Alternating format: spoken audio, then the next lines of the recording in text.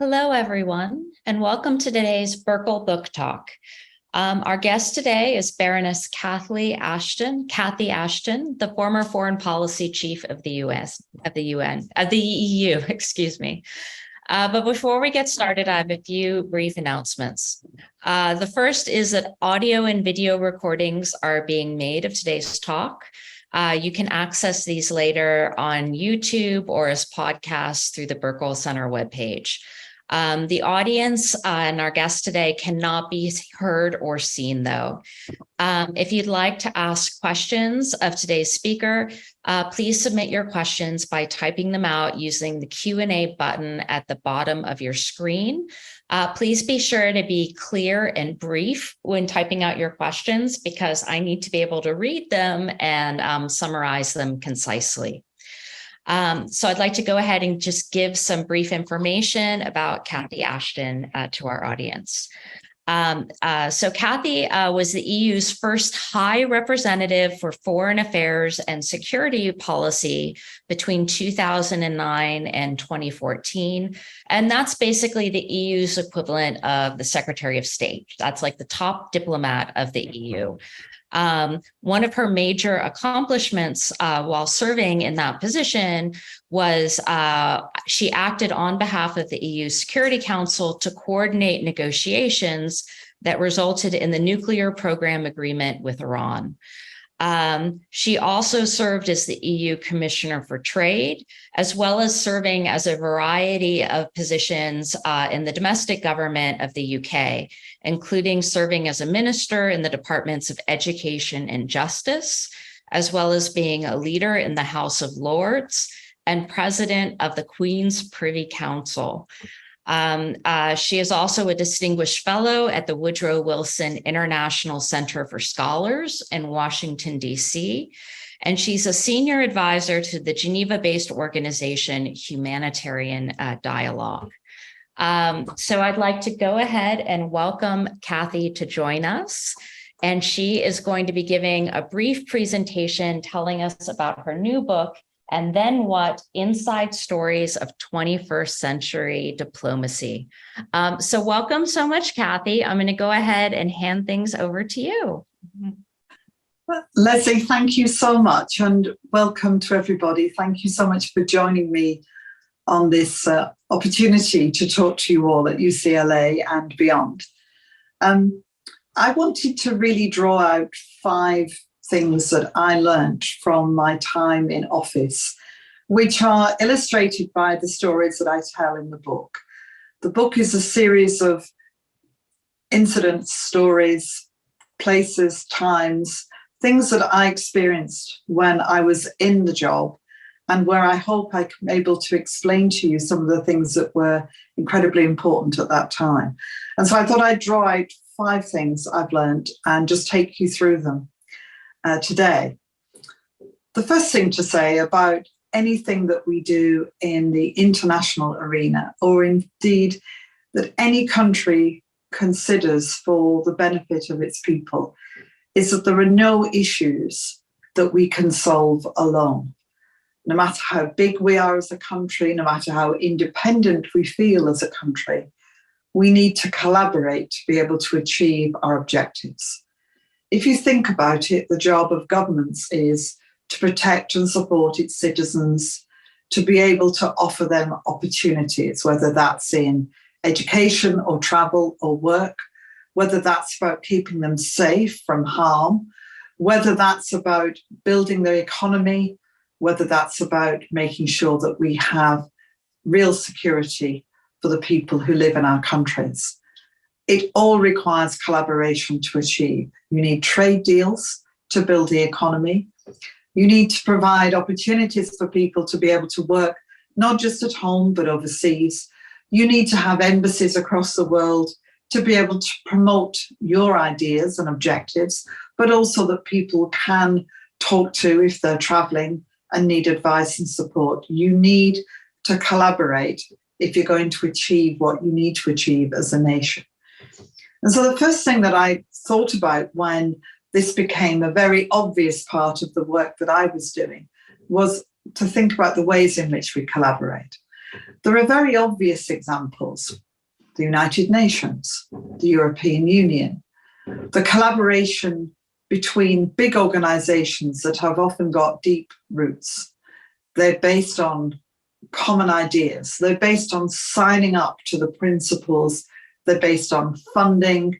They're based on a long-term set of objectives which people come together to try and achieve. The World Trade Organization, all of those big collaborative bodies where there's an assumption that people will stick to the rules and where there is a desire to have a commonality of principle and idea. Then you also have the organizations that come together for one specific purpose. It might be because there is a crisis and countries club together to be able to try and address that crisis, to be able to try and deal with the problem. They may have very little in common on any other issue. They may not agree on much. They may be democracies and countries that are not democracies. They may come from very different parts of the world, but they come together to try and solve a particular crisis or problem.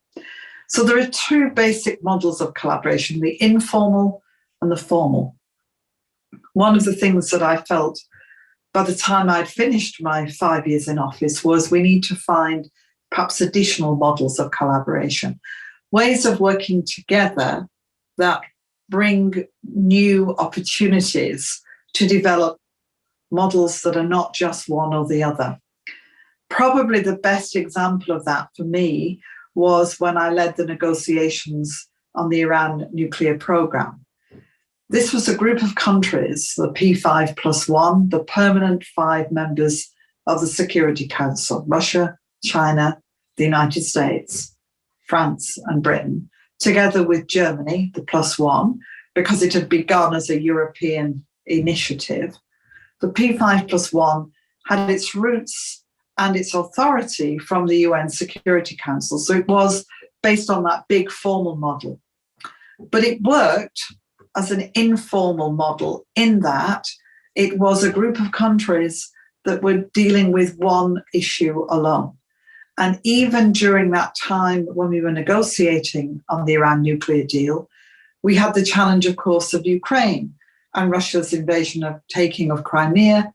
All of that happened at the same time. So simultaneously, we had Russia collaborating with us in Vienna on the Iran talks, while when we were in Kyiv, we were talking about them in the negative because they had come in and taken Crimea, were in the Donbass, were creating problems for Ukraine that, of course, we know later turned into the invasion and war that we currently have.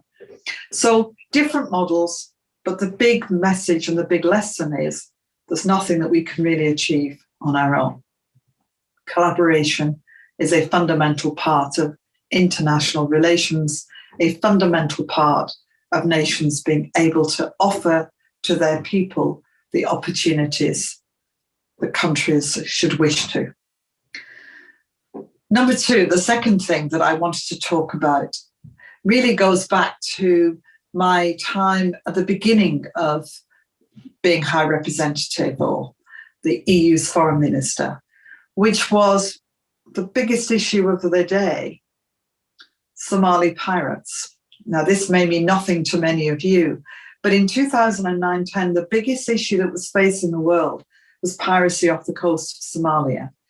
This was really important because so much of our trade, so much of our humanitarian aid to the poorest people in the world went through the basin of water around Somalia, this huge, huge area of sea.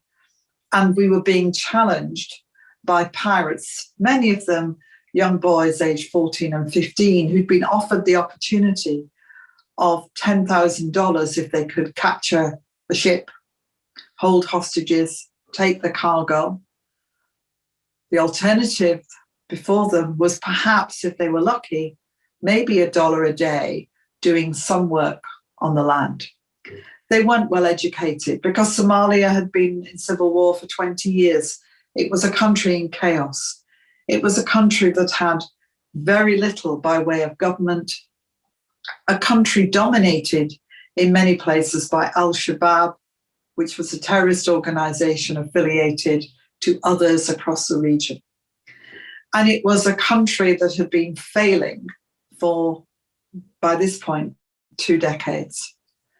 So while we could address the challenge of piracy at sea by building corridors so that ships could pass securely through the corridors because they were protected by military boats from a variety of countries in Europe, supported by NATO and, of course, the United States, using radio communications to find pirates, spot where they were, finding ways to deter them by helping the ships to become better equipped and so on.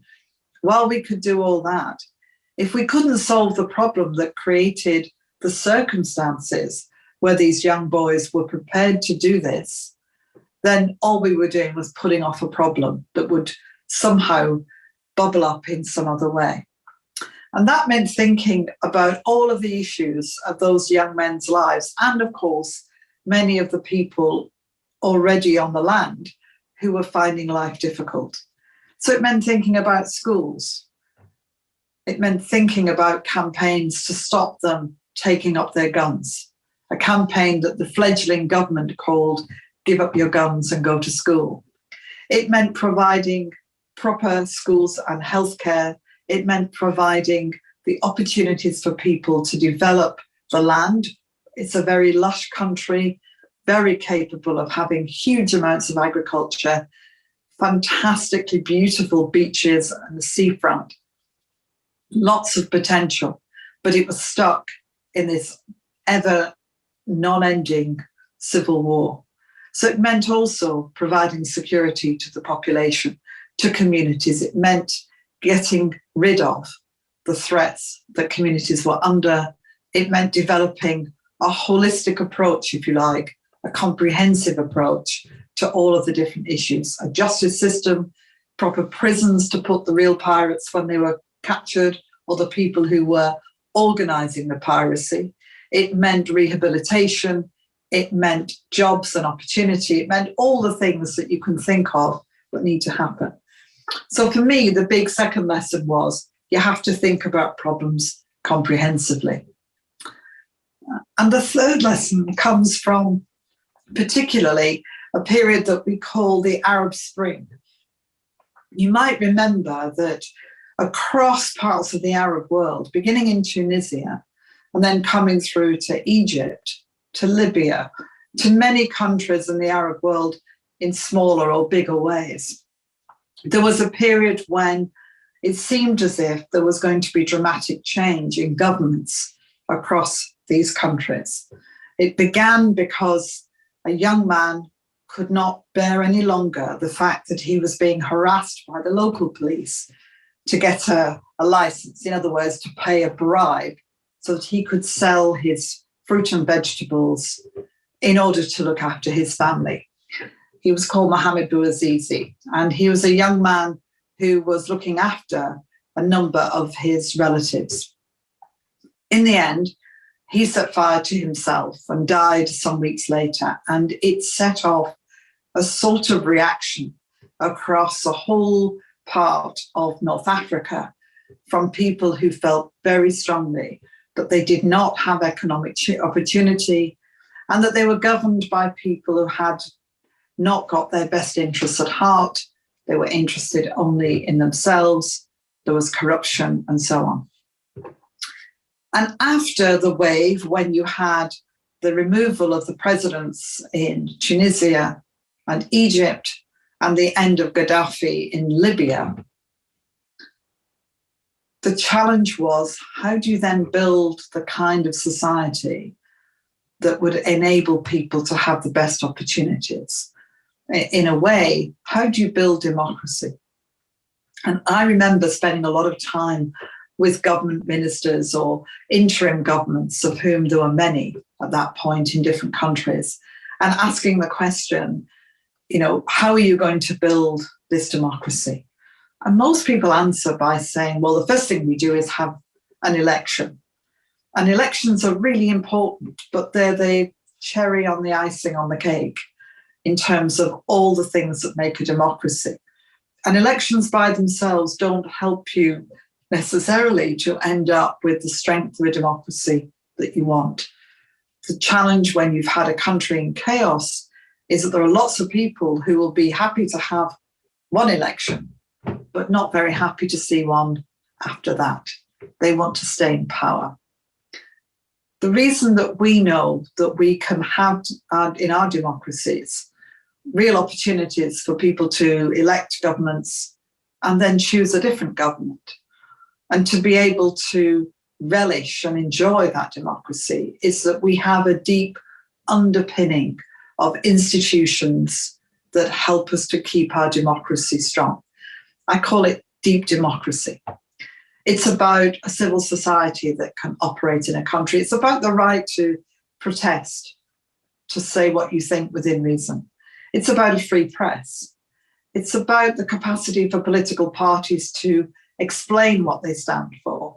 It's about your knowledge that when you do vote, your vote will be counted, that you'll have the opportunity to cast your vote, that you will make sure that if there's a challenge, it will go through the courts and be properly dealt with by people who know what they're doing.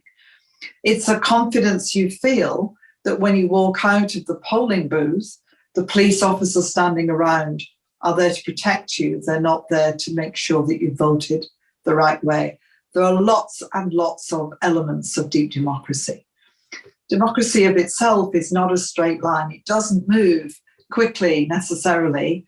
It doesn't move always in the way you want it to. It's what I call wiggles about. We don't always get the people that we'd rather have elected. We sometimes get people that we'd rather not have. But we know, because we have deep democracies, that the opportunity to change that comes around again. I always say to people that although in my country we pride ourselves in having had democracy for a long time, we often talk in Britain of 1215, which was the year of Magna Carta. It took 700 years from Magna Carta before people like me, women, were given the vote. So democracy is not always quick. It's not always even, but it's really important that we protect it, we look after it, and we make sure it's as deep as possible.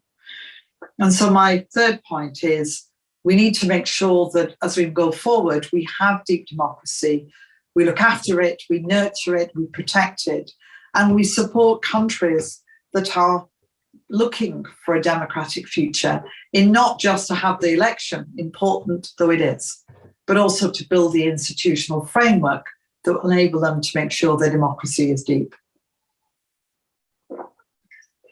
My fourth point is how to negotiate, because I was involved in the Iran negotiations, and I also led the dialogue between Serbia and Kosovo. And I was involved in negotiations around the Ukraine crisis at the beginning, in Egypt and elsewhere in the world. So I've been successful and unsuccessful. But I learned lots of things about negotiation, a couple of which I just wanted to share with you. It's the case that at the end of crises, even if you have a full victory, the end of wars, the end of problems is very rarely clear cut. There are ragged edges, there are things to be sorted out. It's rare that everything works out exactly as you want it to. So even if you end up saying, I have succeeded in every possible way, there are things you have to negotiate. There are people who have to go home. There are prisoners to be exchanged. There are reparations to be made. There are ways in which you want to ensure this could not happen again.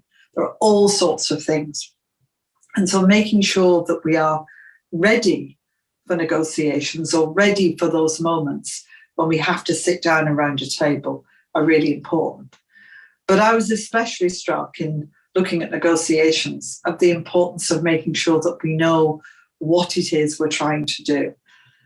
That so often in international negotiations, there are many problems, many issues when you're talking to someone with whom you're negotiating. After all, we don't generally negotiate with our friends. We're negotiating because we have a problem with the people or the teams of people opposite. And so I would say the most important thing is to decide what it is you're trying to do and stick to it. Don't add things. Don't try and make sure you cover all the ground in one negotiation. Try and work hard to succeed in the things that you can succeed. So the Serbia-Kosovo discussions, the Brussels Agreement as it's called, doesn't resolve the fundamental and core issue of the recognition of Kosovo by Serbia, but it does seek to deal with the issues that were most prominent at the time, which was how to make sure that people could live a more settled life. So really fundamental part of it. And then finally, and I'll stop, you have to think about the long term. Too often in foreign policy, issues arise out of nowhere or seem to be out of nowhere, but they've likely bubbled up and become a problem over years, if not decades. So why do we think we can solve them in weeks, months, even a few years? We have to get better at choosing to think longer term about all of the issues and problems that we have to face. In the book, I tell a small story about going to China, to Xi'an, to see the terracotta soldiers. They are magnificent. And the chief archaeologist said to me, we think these are the outer edge of what treasures there might be and what might be found, because over there, she said, pointing to a small hill really in the distance, is possibly where the first emperor of China was buried.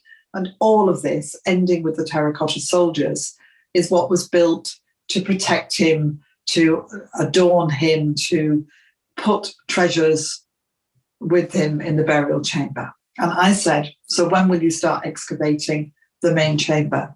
And she said, in about 50 years. And it struck me that we don't always think, in order to get from here, the outer ring, to the heart of this, we have to be prepared to spend the time and energy and be patient and do it bit by bit.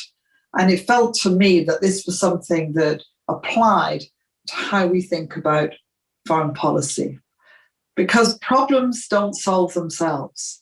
If you leave them alone and don't deal with them, they rarely disappear. They often become worse. They certainly don't really get better. They freeze, they change, and people's lives are not really helped because the problems still remain. They come out of nowhere when you're not looking. Earthquakes and tsunamis, places like Haiti and Japan that I visited and saw the effects of what happened with earthquake and tsunami, out of nowhere. And yet the resolution, the trying to solve the issues that come from that, can take an awfully long time. So being prepared for the drip, drip, drip of diplomacy, being prepared to stick the course, being prepared to think much longer term than we do about how we address the problems. And if in any issue this was true more than any other, it's got to be about climate change and the impact on our planet. So be ready, because engaging in foreign policy and diplomacy should be a lifetime's work. Thank you very much. Well, thank you so much, Kathy. I mean, you've definitely put a lot of depth of thought into the points that you raised. There's a lot of thought that went into that. And I'd like to say for our guests today that Kathy is especially eager. She told me before her thoughts that she's especially eager to sort of take questions and give feedback to students. So if you are a student in the audience, please be sure to use the Q&A button at the bottom of your screen to go ahead and type out your questions. But to give everyone a chance to do that, I have a few questions of my own that I'm hoping that Kathy will indulge me in terms of some of the more details of sort of ongoing world events. Kathy, in reading your book, one thing that I was really struck by was that the time period when you were in office, which was 2009 to 2014, was a time period in which, when you were working in the EU, you were able to sort of have a relatively good working relationship with the Russian government, in the sense that, you were able to sort of reach a period of cooperation in terms of the Iran nuclear agreement. Maybe my memory is a little bit off, but that was such a breakthrough in terms of, coming, the sides sort of East and West coming together and able to reach a consensus on that. I think it was an agreement that no one really thought was possible at the time, and you helped make it happen. And now in 2023, we see this huge war going on. Many of us sort of fear it has the possibility to become a world war. And I guess I was wondering if you had any insights into why that relationship with Russia has changed so dramatically, or has it not changed so dramatically? I mean, what are your insights into why things seem so different 10 years later? It's a really good question, Leslie. And I think I would say probably that it wasn't that things were not obvious 10 years ago, in the sense that although we could work very well with Russia on Iran, it was because we shared a common interest. It was the classic informal group, if you like. Yeah. But there were lots of issues that were of concern. So, for example, when I was engaged in the Serbia-Kosovo dialogue, we knew that Russia was not very happy that Serbia and Kosovo might reach some kind of agreement. And they did put a lot of pressure on Serbia in particular.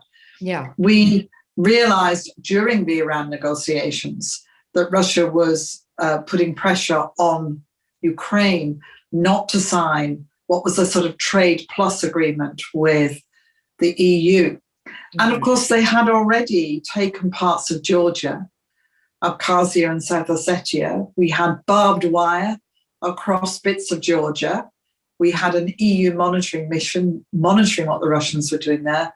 We had issues in Moldova with Transnistria. So there was a sort of sense that we knew there were big problems with Russia, but we were hopeful that, first of all, we could compartmentalize and at least resolve the Iran negotiation deal, which we did, and that there would be ways to try and make Russia much more capable and willing to be collaborating with us on things where there was common ground. Mm-hmm. But I wouldn't say that we were kind of thinking that Russia had somehow dramatically changed and was dramatically different. Mm-hmm. I know that people look back and say, well, we should have done more. And there are lots of ways in which you can look back and say, well, maybe. But actually, we had this sort of two-way relationship, one where Russia was a collaborator and the other where Russia was very definitely not. Mm-hmm. Okay. Do you think it was just an issue of like military capacity that Russia always had that strength of opposition and it just needed the 10 years to build up the capacity to take action on its feelings? Because I mean, it's interesting that Putin now sort of harkens back to Kosovo as being such a pivotal moment, right? And yet 10 years ago it happened, right? That 10 years ago it didn't push all the way through in such a dramatic way. No? Well, Russia talks about Kosovo's declaration of independence as a justification for what it did in Crimea. The two are entirely different. Yeah. This was a place that used self-determination to decide it was a nation state. Yeah. And in Crimea, Russia took it. So they're not the same thing.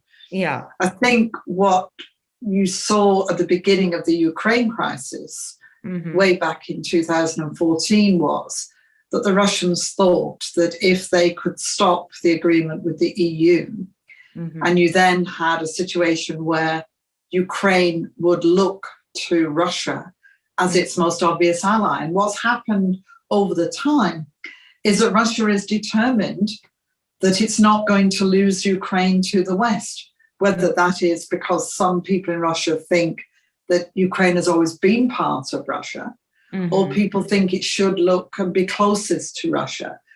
For President Putin and for people around him, the idea that Ukraine might look to the West, might want a different future, is inconceivable and incomprehensible. And they are, from their perspective, quite determined to make sure it cannot happen. So they've, over time, moved from saying, well, we'll just have, places in Ukraine that mean that we've got control, which effectively has been the way Russia has behaved in the past, to put wedges into countries. So those countries can't join things because they've got a wedge inside that makes it impossible for the country to do the things it wants to do. They've moved on in Ukraine from that to saying, no, this is much more straightforward. Ukraine either has a government that is going to be very pro-Russian, or we're going to take Ukraine back into our control. And the excuse they use is that it's been taken over by some right-wing group of people who are taking it in the wrong direction. Yeah. Okay. Another sort of contemporary issue I was hoping you could speak a bit to is sort of the EU's changing relationship with China. Another similar issue in which we see a quite adversarial view of China nowadays in 2023. And it was a bit striking in reading your book, how little discussion there was of China. And my perception, perhaps it was wrong, is that during the time that you were serving in the EU in your foreign policy role, is that China wasn't viewed as sort of a major adversary at the time. Is that correct? I chose the stories to fit, in a sense, some of the issues I wanted to explore. Okay. So that was more of the... Yeah, I could have written another book. That would have lots of things, and I haven't written another book, but I could write another book with some of those stories in it. So I certainly visited China quite a lot, and we worked with the Chinese again on the Iran negotiations. But I think your point is a good one, which is that there is a changing nature of the perception and view of China. In my own country, 10 years ago, it was the golden age. Yeah. And then it went to the ice age. And investment, yeah. Right. And then it went to, oh, no, we can't be anywhere near China. And I think if you extrapolate that and think about the EU, my experience of discussions on China was that there was a variety of different views about China.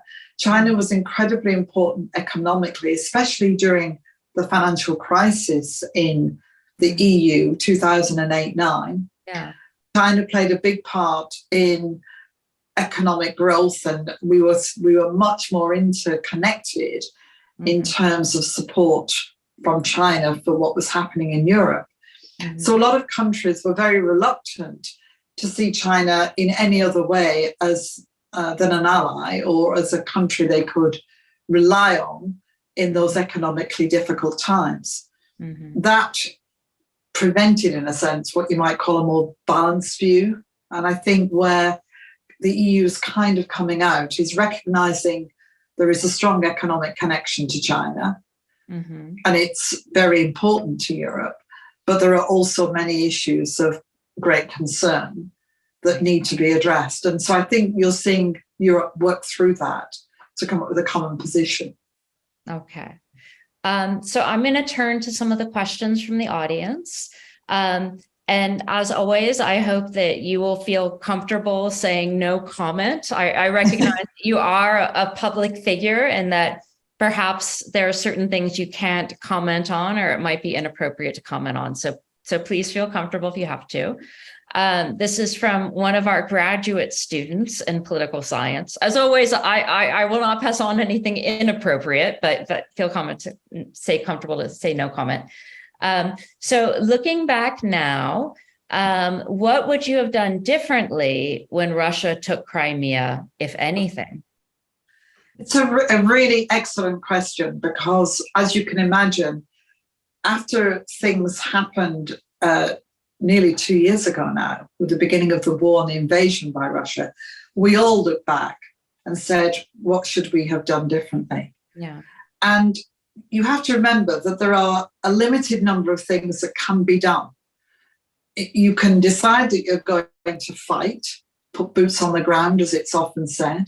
You can decide that you're going to support the country that is being invaded in different ways. You're going to provide them with weaponry and so on. You can decide to try and use economic sanctions, which is quite a heavy weight way of trying to get things to at least stop and roll back, even if not get completely resolved in that way. And at that time, what Ukraine was trying to do was to move on from having had a president who'd left and gone to live in Russia, elections coming for a new president. And it was not for a second thinking about taking on Russia in a military action. So what we tried to do was support Ukraine in the way that seemed most appropriate at that time, which was heavy economic sanctions. What I would have done differently is I'd have made those sanctions stronger. In fact, I wanted to, because I felt it was important to send the strongest possible message. What I don't know is whether that would have had any effect. I feel more afterwards that we sort of didn't then pay attention in the way we should have done to the fact that Ukraine still needed a lot of help and that Russia was still there. And in those intervening years before the war began, there's probably quite a lot we might have done to have put more pressure on. Okay. So this is a question from one of our undergraduates. Alluding to your comments, you spoke about deep democracy and as the institutional forces that create the foundation of a democratic state. How do you view the state of America's deep democracy? Namely, is declining faith in electoral systems a threat? So I guess that takes as an assumption that America has declining faith in electoral systems. I don't know if America does. There'll be plenty of people doing opinion polls and trying to work out what Americans think of America. Yeah, I'm not sure if that assumption is true, but I guess that the undergraduate who wrote that feels that way. So yeah, exactly. So I'm not sure if that's true generally. Yeah. No, I have no idea if it's true. But yeah. The thing is that the point about deep democracy is that it allows for things to wobble and feel a little bit less clear than they might have been. It allows for the kind of legal challenges you've actually seen over the years, but the legal system works. It allows for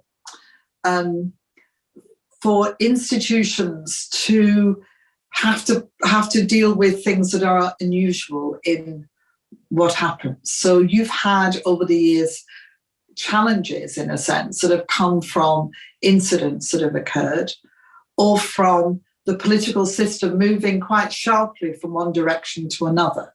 Because in reality, in a lot of governments in democracies, the changes between one side and the other, from Democrat to Republican, from Labour to Conservative here, and so on, are not dramatic. There are very definite differences, but they're not dramatic. And then every now and then they are quite dramatic. And so my point is that the underpinning institutions still work, and they still work to allow you to go forward. But you have to protect democracy anywhere. It's not about one country being more vulnerable than another. It's about making sure that you always look after it. And that means you always make sure that those underpinning institutions are in good shape. And that's the responsibility of everyone who's in a democracy or who believes in the democratic framework. Because, again, people's faith in things in places can wobble. You can feel unsure because it feels very different. And that's because the swings are bigger than they normally are. And that has an impact on how people feel.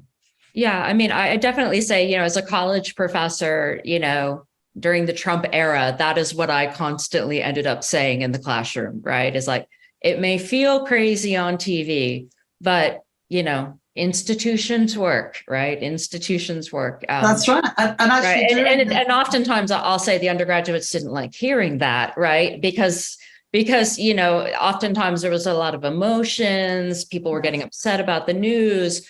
but and I'll say my family didn't like it either because they were outraged, right? But I would say by and large, I totally agree with you, right? Is institutions correct? Institutions balance, courts That's right. Right? And from the other side of the pond, a lot of the foreign policy of America stayed the same. I mean, there were things there was a lot of noise. Yeah, and there were there's things a lot that were of being noise, talked bravado. about. Yeah. But there was actually, in quite a lot of areas, things did continue, if you like, as normal. And that's because the institutions, State Department and so on, continue the work until told not to, as it were. So I have a really great follow-on question from one of our staff who writes, there are so many simultaneous crises in the world today. Public attention and funding move from crisis to crisis. But what happens with diplomacy? Does it continue even if the world stops or reduces its attention? So like, what's the difference between the news and public attention and sort of the day-to-day work of diplomats, people in your position? So for diplomats, a lot of diplomacy is about presenting your own country or your own organization and representing their values and views and so on. It's a lot of the day-to-day. But when you have a crisis and you see this in 24-hour running media, and now in a situation where everybody's a journalist, you have a phone, you have a camera, you're a journalist in that sense. You are able to show the world what's happening or your interpretation of what's happening. So there's a lot of information and there's a lot of demand for things to kind of move on quickly, a lot of demand for people to talk and say things as quickly as possible. And the challenge for diplomacy is that it's often quiet and longer term. So a lot of things are going on in the background. A lot of things are happening that you're just not aware of and you shouldn't be aware of, because that's what diplomacy is. It's quiet work done, drip, drip, drip, continuing, trying to get things to move and so on, and not being on the front page of the media or on the television broadcasts or using your phone or on Instagram or Twitter or X, as it's called, whatever. It's all of that stuff. So there's often a bit of a challenge for diplomacy because people say, well, you're not doing anything. Well, yes, they are. They're doing a huge amount, but they can't talk about it. They can't. But the whole point is to get to the point where you've actually made some progress. And I found that one of the great challenges 10 years ago, and I think it's a lot worse now. So I think for diplomats and diplomacy, you've always got to be aware that there will always be much, much more going on than you can see. And that's good, because whenever there's a crisis, you need a huge amount of effort in the background from people who are trying to make sense of it and then trying to find at least the first beginnings of the resolution to it. Okay. Perfect follow-on question. Okay. What are the characteristics and skills of an effective diplomat? So what would you tell students who might be interested in this career path? What are sort of the personality attributes that might make them good at being a diplomat, or that maybe might tell them maybe you're not so good at that career path?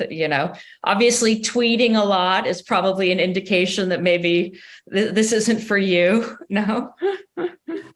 I think I would say there are two great attributes for really good diplomats, and I'm not including myself in that. Okay.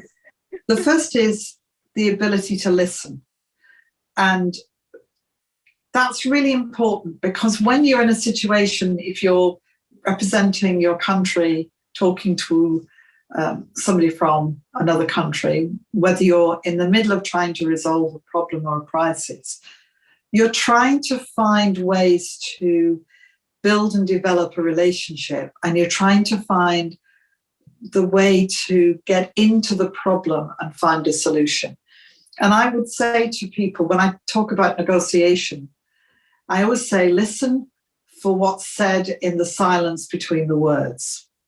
And it's to do with the body language and to do with the way in which people talk and the way in which they use the words.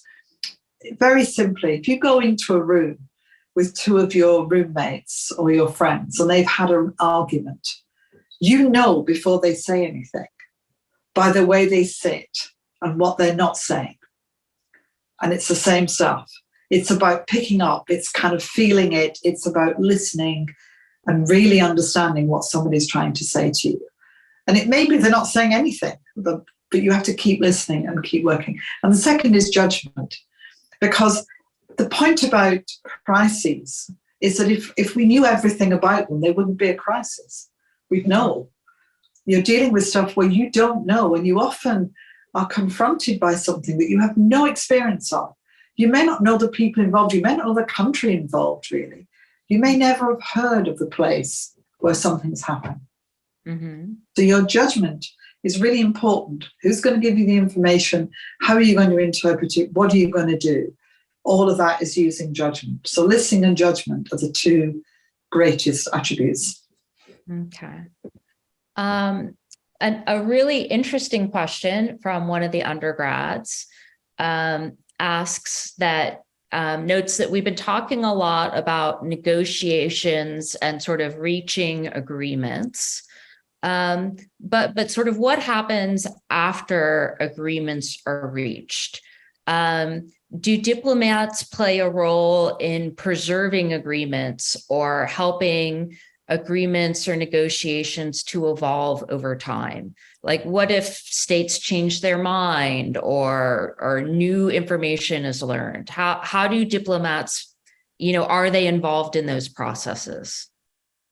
That is such an important question and such an up to the minute question, because I'm currently talking with people around the Serbia-Kosovo dialogue, which 10 years ago, I did the Brussels Agreement, and 10 years on, we're still trying to get them to really implement parts of it. Well, like I've definitely seen in the news, like there are definitely flare-ups, right, about municipal offices. Yeah, exactly.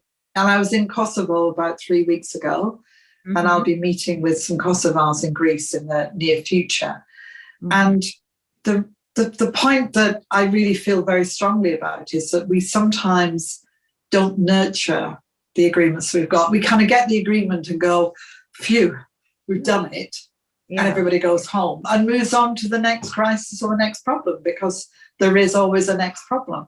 Yeah. And we don't necessarily spend the time to nurture it, to kind of look after it, and to make sure that it moves forward. And exactly the point that the undergraduate's making. And it is so important that if I had one thing that I would go back and say 10 years ago to all those who followed me is please nurture all of these things. Don't forget about them, move them forward. And some of them they did. It's not a criticism of anyone, but we didn't have our minds focused on them because we'd done them. And you can't assume that just because you've done them, just because you've started the implementation, that these crises will not emerge again. After all, they take decades to happen. In Kosovo and Serbia, they talk about the Battle of Kosovo. It took place in 1389, but they talk about it a great deal. How many hundreds of years? So why do we think we can solve a problem or begin to solve a problem in months? We need decades to be able to be sure we've resolved it. Okay. One of the graduate students wrote in with a question that's a little bit abstract, but I think she's trying to get you to tackle something a little bit more substantive, which is, what do you recommend in situations where it feels as though the negotiation is extremely small? For example, Russia, Ukraine, or Israel, Palestine. I don't know. You can be as abstract or specific as you want to be there. But I think it's sort of getting at the notion of where you have very, very little wiggle room. Maybe are there ways that you can make that wiggle room seem bigger? Or, are there ways that you can try to build trust? Things like that. Yeah. I mean, a lot of negotiation is about small things. Yeah. In order to get you into the place where you can talk about bigger things. Okay. One of the most important parts of negotiation is really making sure you've got the process in place. So in the Iran talks, I spent 2 years talking to the Ahmadinejad government. Now, President Ahmadinejad was somebody who, in the context of Iran, was regarded as really hardline. Mm-hmm. So in the context of the world, was extremely hardline. And we were not confident in the least of making any progress. But what we were able to do was develop a process where we could talk about small things. We could talk about issues. We knew how to talk to each other. We had a way of doing it. We had a way of talking about technical issues and so on. So when the government changed and we moved to a government that wanted to negotiate, all of that was in place. Mm-hmm. We knew where to go. We knew how to talk. We knew what the subjects were and so on. So you often, in times that are really difficult, need to think about the process you're going to use. So for Ukraine and Russia, they're not negotiating now. But one day, even if Ukraine wins everything, it will have to negotiate how to send back prisoners of war, how to get back people who disappeared into Russia, who's going to pay for the rebuilding of the country, how are they going to do security at the border, what's going to happen to people who've moved into Ukraine from Russia, how are you going to deal with the people who've committed crimes, and so on. Mm-hmm. So in any situation, you have to start thinking about what you're going to do and the process that you're going to use. And in the Middle East, there has been a Middle East peace process of sorts, lurking in the background, trying to find ways to deal with at least some of the crises and problems. And eventually, whatever happens, there will need to be people sitting around a table, whoever they are, not Hamas, of course, but people sitting around a table working out what has to happen. And that might be the UN and the international community. It will be someone. People will need to sort this out. And so that will be part of the eventuality of the end of that crisis. And you need to think about that as the crisis evolves, because when crises end, Russia-Ukraine war, could end suddenly. You don't know, and you need to be ready. Okay. So we only have a few minutes left. So I think as our final question, I'll take an undergraduate question. This is a nice one to end on. It says, in your career, what moments or situations have left the biggest impression on you? And what have you learned or wish for future diplomats, students to learn from those moments? What a wonderful question. Yeah, I think very big too. Yeah, it is. So for me, the moments that I always think about are when you are standing in the middle of a square where people have realized that they can have a better life. When you meet people who've come out of prison where they've been kept for a long time, mm-hmm. and where you see the spirit of humanity at work. People want what you want. They want a decent life. They want to feel safe and secure. They want their children to grow up and have an education and a job. They want to live somewhere reasonably nice. They want food on the table. They want to have fun with their friends. They want to walk out of their front door and not be scared. All of the same things. And it is the universality that everywhere I went in the over 100 countries I visited, I met people who wanted the same thing and who were prepared to risk everything to try and get it. So for me, those magical moments are just standing with people who, with their families, could stand in Maidan in the freezing cold and say, we want an agreement with the EU because we want to move forward, or could stand in Tahrir Square and say, we want better democracy. All of those things. Well, thank you so much, Kathy. Thanks to our audience for joining us today, as well as to our wonderful speaker. Just to reiterate, for those of you who are interested in learning more about Kathy's career experiences, as well as her really interesting stories of diplomacy, the book title is "And Then What? Inside Stories of the 21st Century Diplomacy." We posted a link in the chat about where you can buy it. You can also buy it from, major bookstores in, brick and mortar as well as online. And it was really a delight to hear your stories. I'm sure that the students in the audience very much value hearing your wonderful advice about how to build careers in diplomacy. To our audience members, we have lots of wonderful events coming up, both online and in person. Please go to the Burkle Center webpage to learn more, and you can also subscribe to our email newsletters. Goodbye, everyone, and I look forward to seeing you all soon. Bye-bye.